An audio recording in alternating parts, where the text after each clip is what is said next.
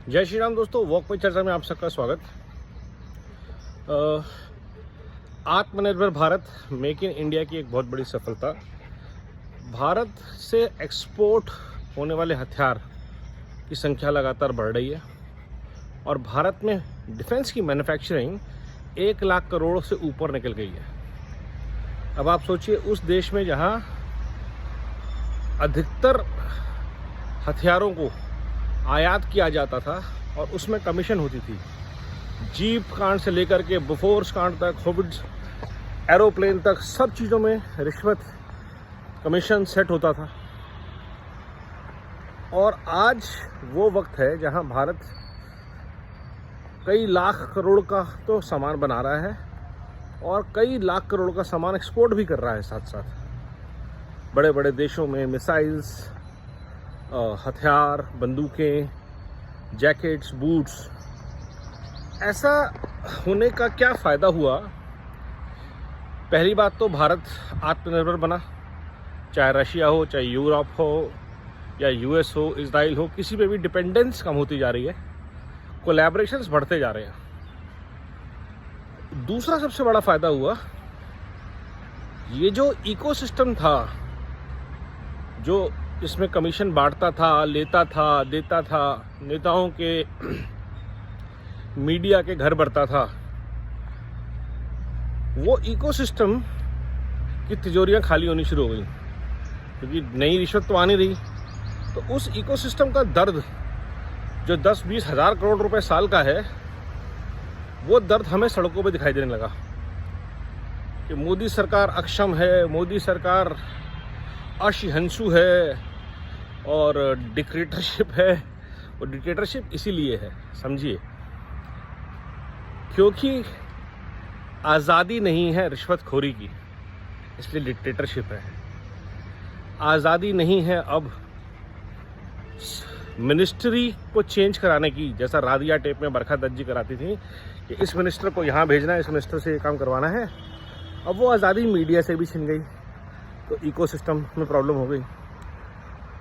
पहले जितने भी लेफ्टिस्ट लाल जिहादी होते थे, वो नेशनल एडवाइजरी काउंसिल में बैठ के पॉलिसीज़ बनाते थे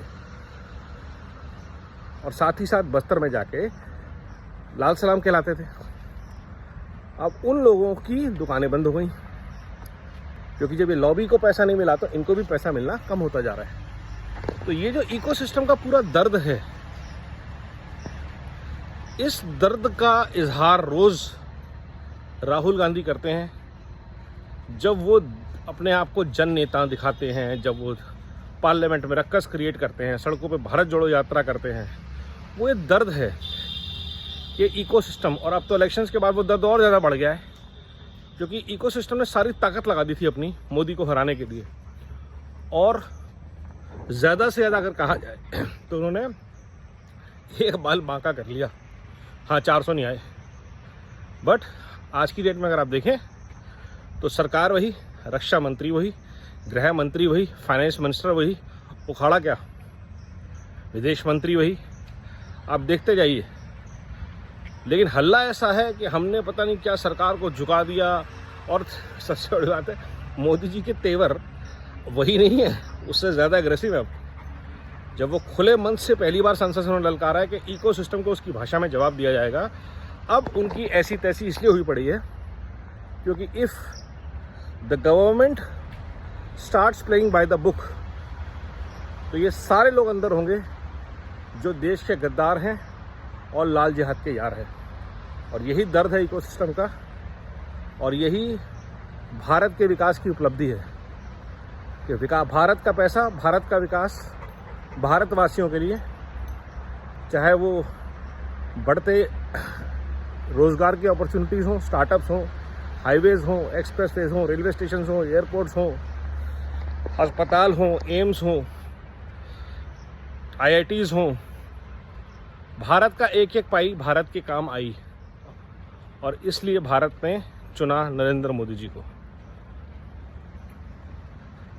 आवाज़ उठाते रहिए लाल जिहादियों के खिलाफ, एक्सपोज करते रहिए उनको, क्योंकि उनको एक्सपोज करना सिर्फ सरकार की जिम्मेदारी नहीं है, अपने आसपास के सांपों को एक्सपोज करना हमारी भी जिम्मेदारी है। वंदे मातरम, नमो भारत, जय हिंद।